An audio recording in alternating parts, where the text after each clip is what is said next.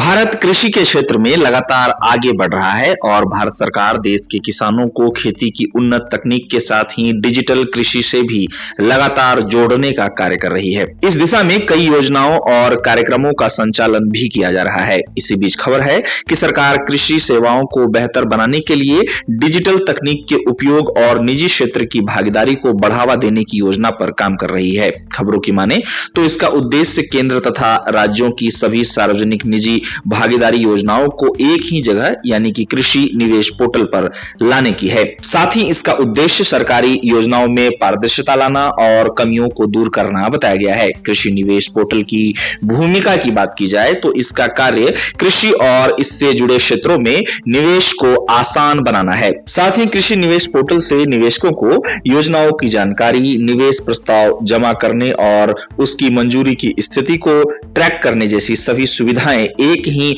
Platform पर मिलेंगी, जो निवेशकों के काम को आसान बनाएगी। अक्सर ये देखा जाता है कि निजी उद्यमियों को केंद्र तथा राज्यों की पीपीपी योजनाओं की जानकारी नहीं होती है, जिससे कई संभावनाएं अधूरी रह जाती हैं। लेकिन अब कृषि निवेश पोर्टल के माध्यम से इस समस्या को दूर करने की कोशिशें की जा रही हैं। खबरों की माने तो उम्मीद है कि इससे उद्यमियों को लाभ मिलने के साथ ही नए निवेश को भी प्रोत्साहन मिलेगा। गौरतलब है कि कृषि निवेश पोर्टल की शुरुआत 3 सितंबर 2024 को हुई थी। इसके लॉन्च को अब 1 साल पूरे हो चुके हैं।